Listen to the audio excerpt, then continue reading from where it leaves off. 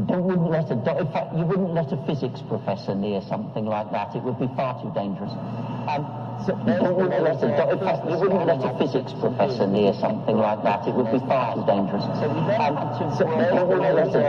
wouldn't let a physics professor near something like that. It would be far too dangerous. You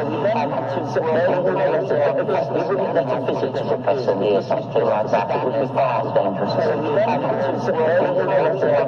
wouldn't let a physics professor near something like that. It would be far too dangerous. Professor near something like that.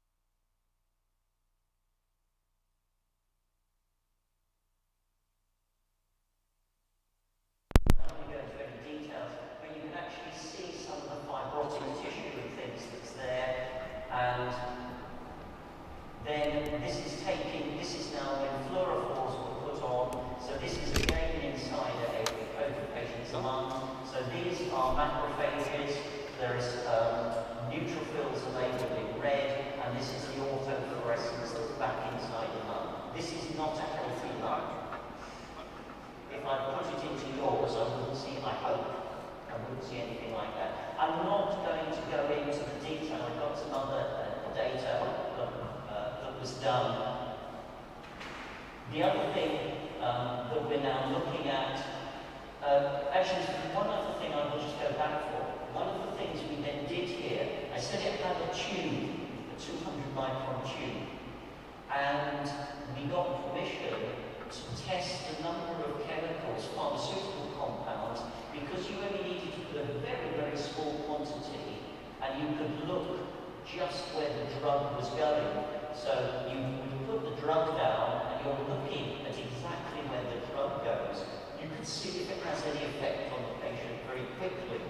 And in such a small quantity, it's not going to cause any harm. These are also very sick patients at the time. If people remember, if you went into intensive care, 25% chance you came out alive, roughly 20%. So these patients were ill. So a test was done on a number of different compounds, and 5 were then selected for a proper clinical trial where they were given the doses. And 2 of the treatments that were actually then became standard use, because they were well-known pharmaceuticals already available, we were tested them first here yes, there were some humans used, if you like, as humans. We're now looking to do photodynamic therapy with some novel small molecules, because then we can use our fluorescence not only to see cancer versus non-cancer cells, but also to look and monitor how the PDT changes over time. And the other one we're also looking at, I said that the fibre was about 1 millimetre in diameter, which it is. We can make smaller ones.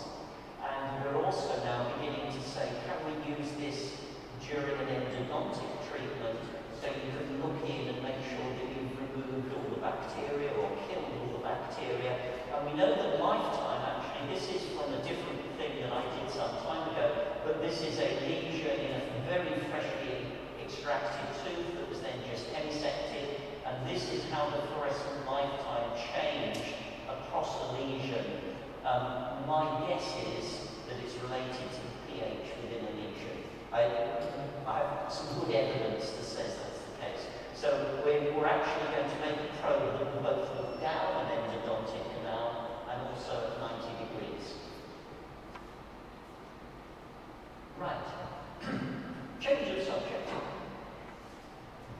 It's all right, I'm noticing the time. Thank you. So I'm just going to have a look at a different thing. So this is now using how can you use light to build up a three-dimensional image of a tooth. And with no invasive in particular, I want to see caries. I want to see early caries where they can heal themselves. So I know that some of the audience here are dentists, so I'm very sorry if I am insulting dentistry by making this seem too simple. But basically, this is how caries develop. You have bacteria, they produce acid, and it slowly starts to attack the surface of the enamel, and it makes it porous. The enamel does not collapse completely, it makes it porous. And then, if the bacteria stay there, it starts to, its top is still present, but it's starting to remove mineral from beneath the surface. And at that point, 2 things can happen. One is, if the bacteria stay there, the plant stays there, that eventually this becomes so weak, it collapses and you have a cavity. And then almost certainly it's brilliant and finite. A restoration, sorry, if you're a dentist. The other option is, at this stage, give it a really good clean and you can remineralize it so that you know that fluoride and other compounds will go into the tooth and essentially the tooth will help to it remineralizes, I can't say regrows. It's crystal guiding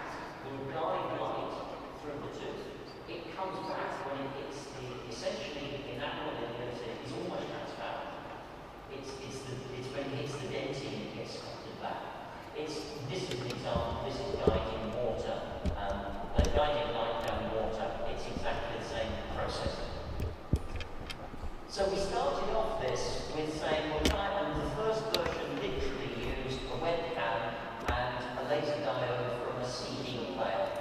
For the very young members of the audience, a CD player came before MP3s and downloads.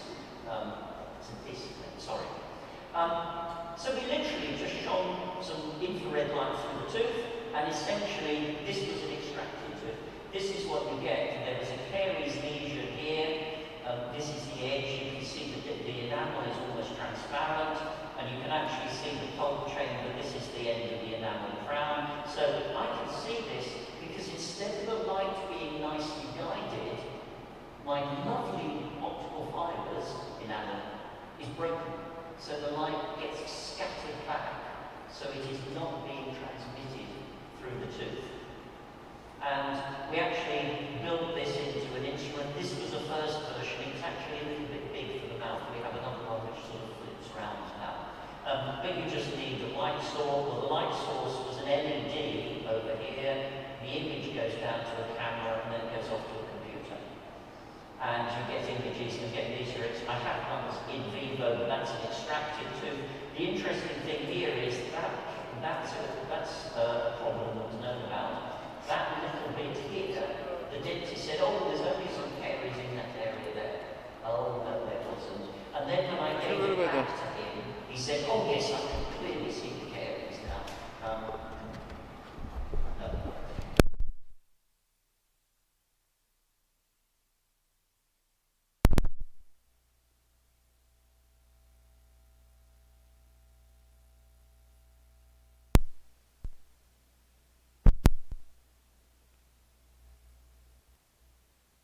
Which Lai is going to talk about in a moment in terms of wound healing.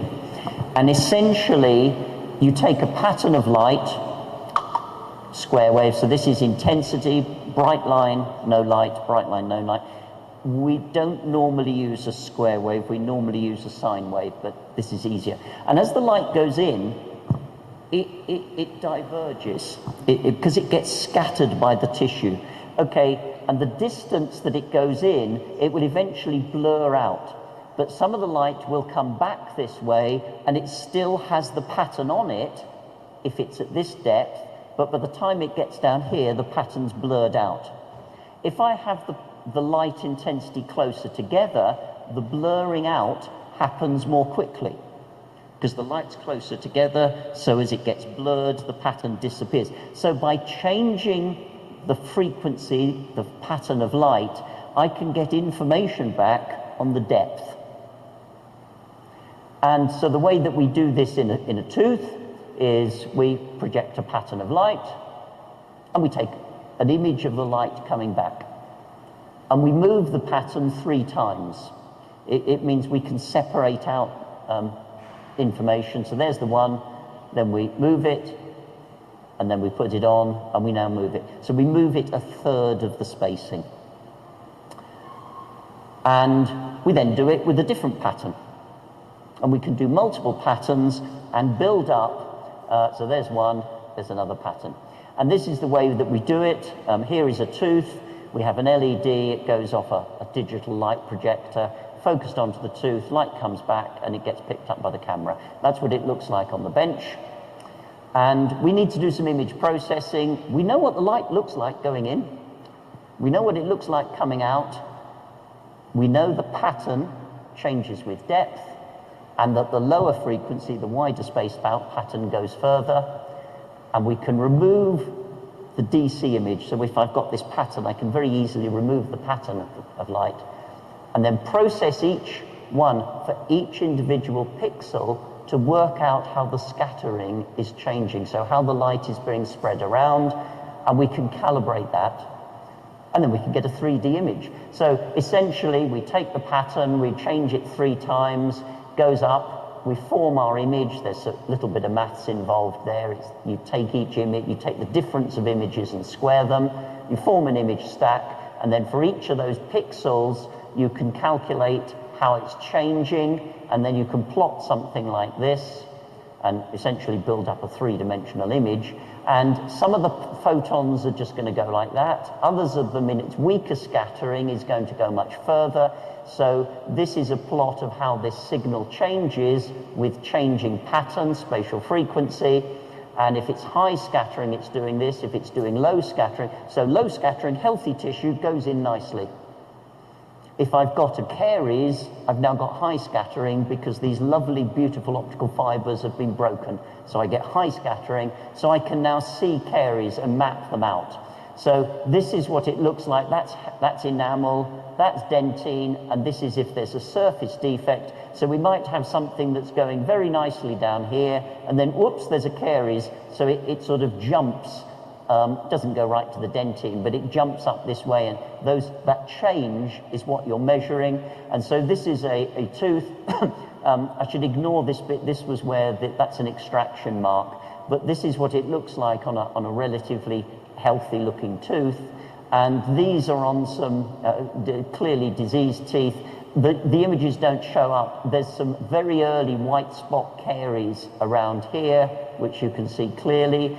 This one, clearly there's a caries, there's a surface caries, well, it's cavitated, but actually there's some caries in here that you'll have to trust me, it's very difficult to see those.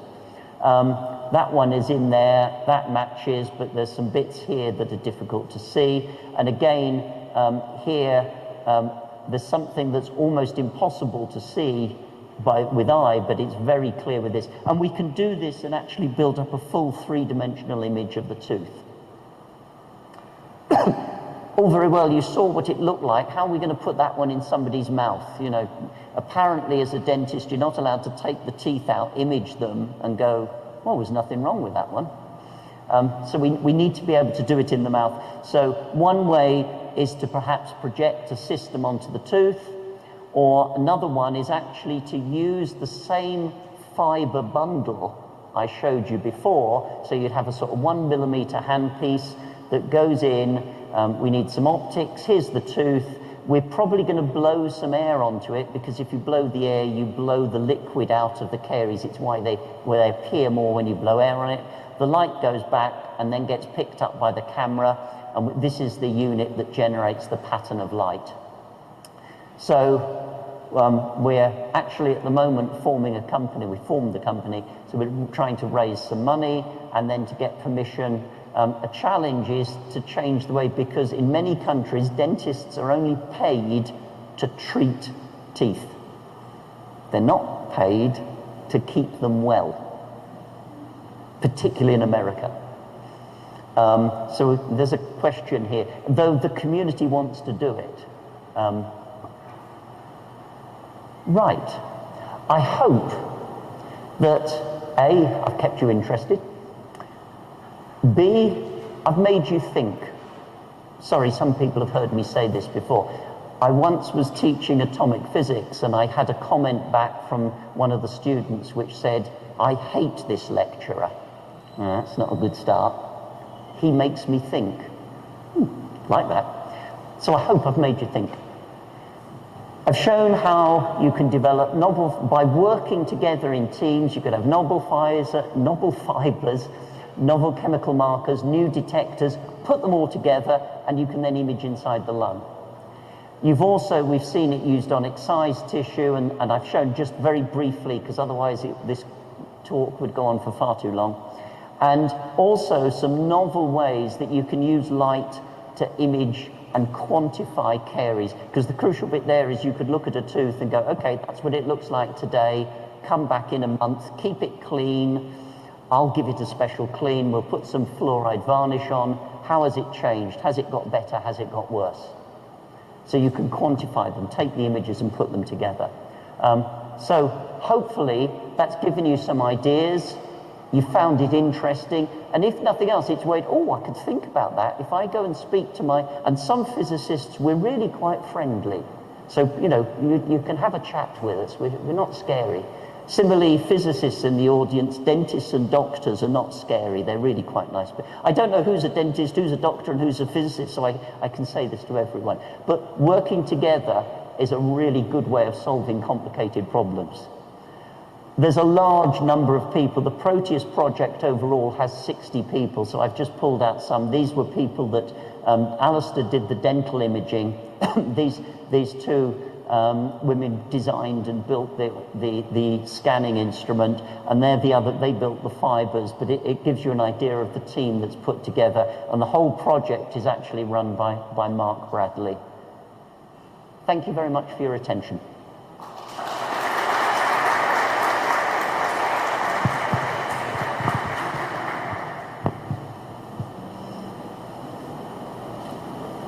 Are we having questions or not? Anyone got any questions? If you, yes.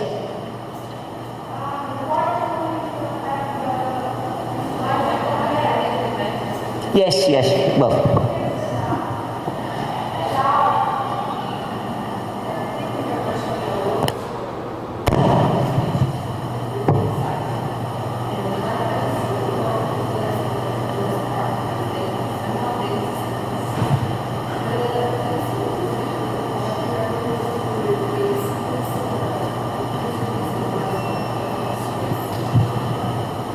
Yes, X-rays are really...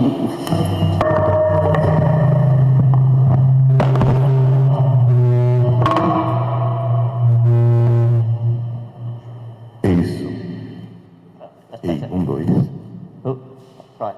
Yes. Right, after that little sound interlude, so X-rays are actually very poor at detecting very early caries. If it appears on an X-ray, you've got a problem. So for early diagnosis, we hope this would be the way to go. We can also see what are called secondary caries, which might appear next to a restoration. It's not clear yet how well we can image the root inside the gum.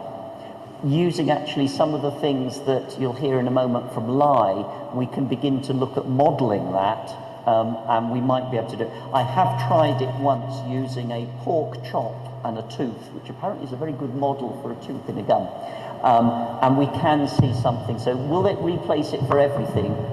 Don't know, but for early caries, so particularly for children, you'd like to, and we'd love to be able to image children regularly. You can't too much radiation, so therefore it could be a very good way of treating or of diagnosing things within children. So yes, we hope. Whether it would completely, I'm not going to make that claim.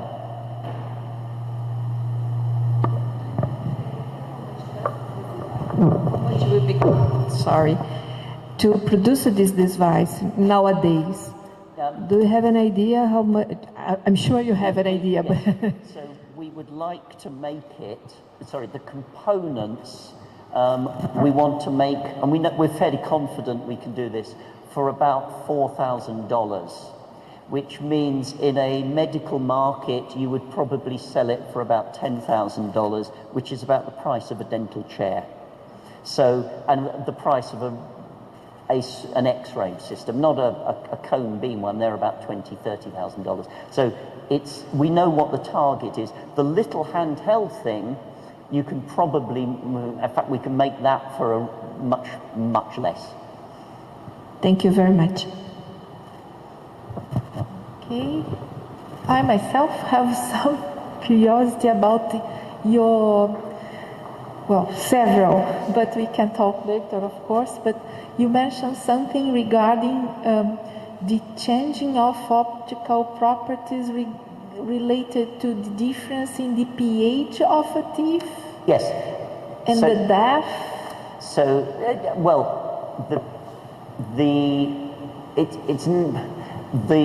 fluorescence in certain molecules its lifetime is very sensitive to ion concentration. So fluorescein, for example, is actually a pH indicator. And not only does its color change, its fluorescence lifetime changes. In fact, it changes more than its color. Its intensity, sorry.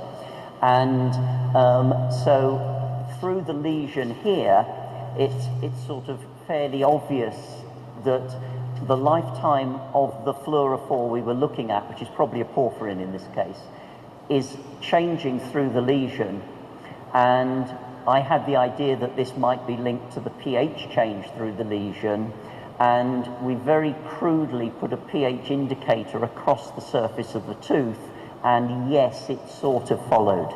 So it's as you have a lesion, the lesion is caused by the acid attack and that sort of thing, so deeper in the lesion you would actually expect it probably to have a different pH.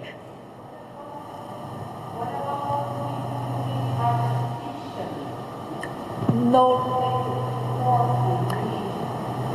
Wouldn't expect. I know I've grown them.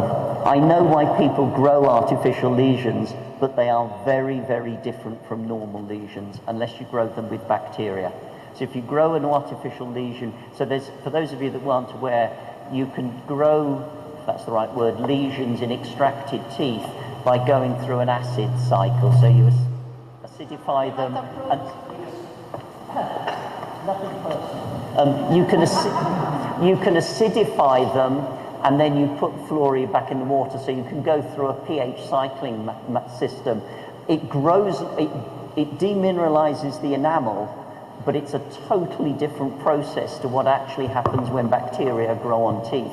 So optically, they're sort of similar. If you optically section them, they look similar, but they are very different. So their chemical characteristics are not like that so crucially, the pH is a chemical characteristic, not a structural characteristic. So artificial lesions structurally are a bit like a normal lesion, but they're nothing like a normal lesion chemically. And this is the pH essentially is a chemical test.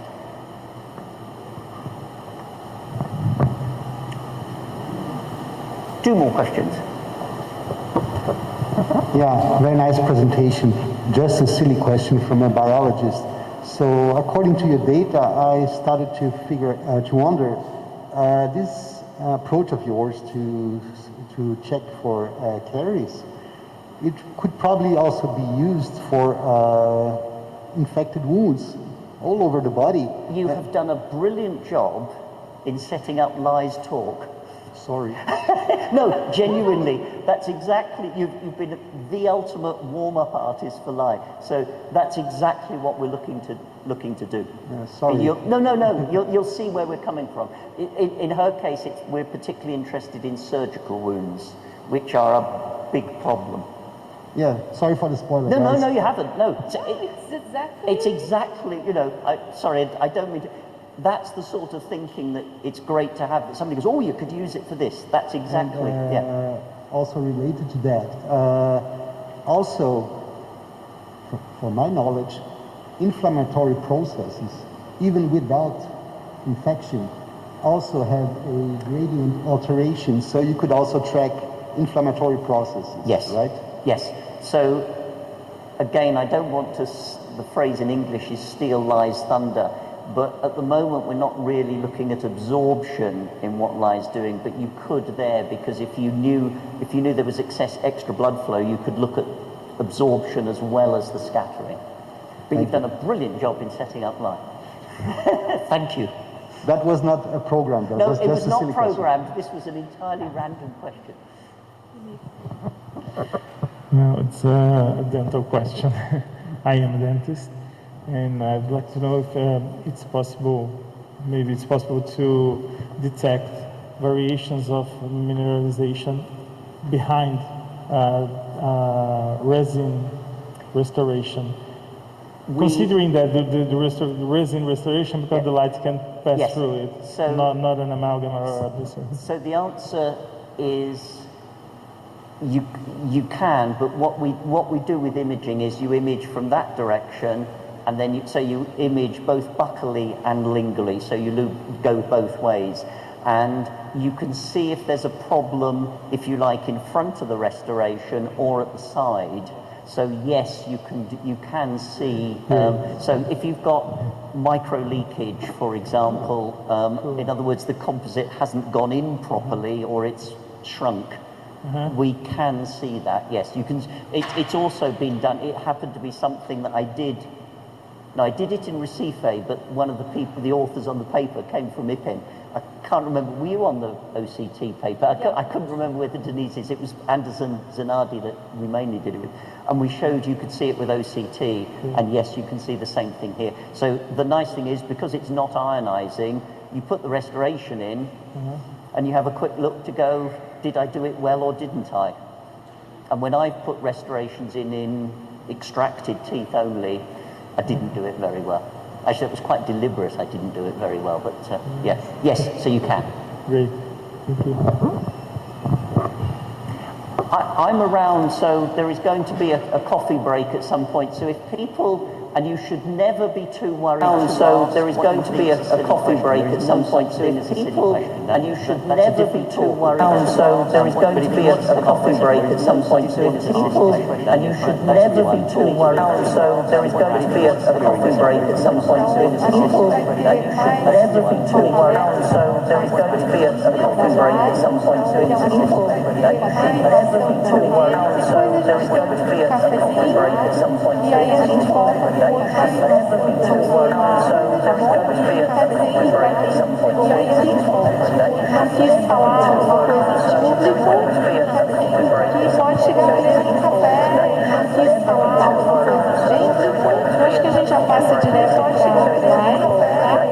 Thank you very much. I should say thank you.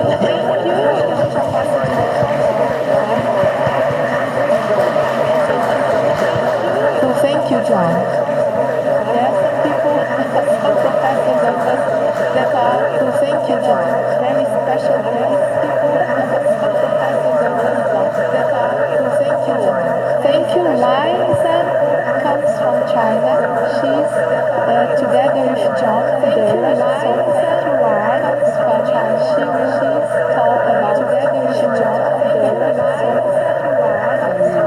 Thank you, Denise, for inviting me here.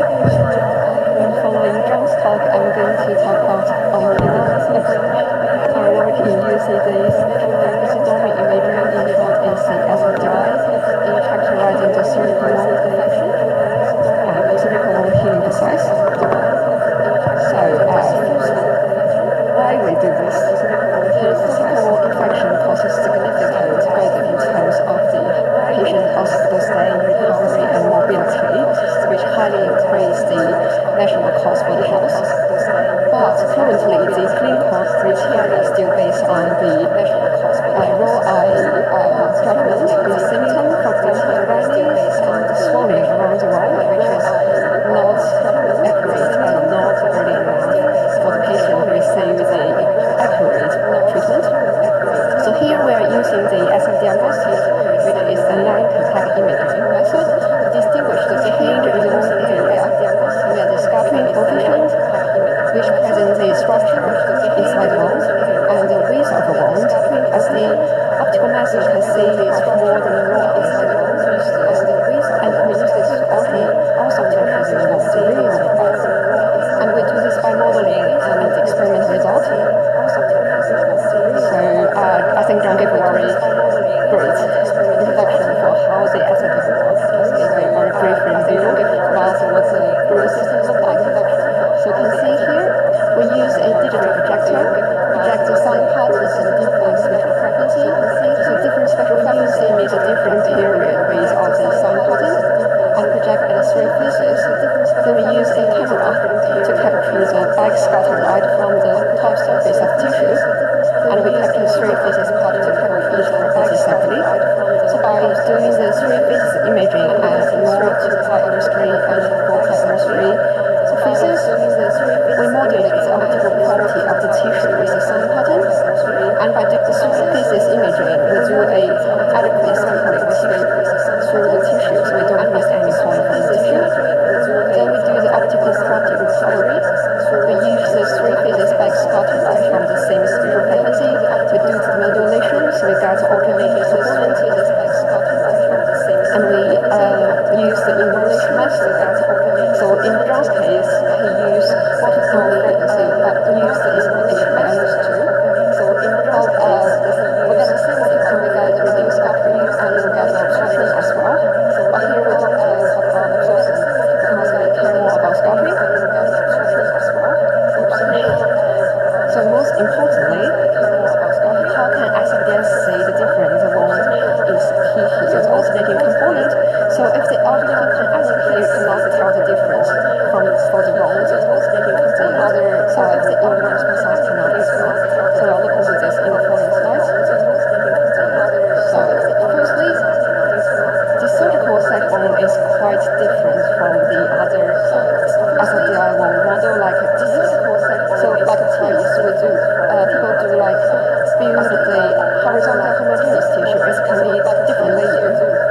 there people care more about one kind of thing for each pixel to recover the reduced scattering absorption from it. The surgical silicon is quite different. The surgeon makes incisions to the skin. The surgical silicon is quite different. The surgeon makes incisions to the skin, and then they seal it off. So there's a vertical structure. The surgeon makes quite incisions to the skin, and this because it's vertical part. So there's a we put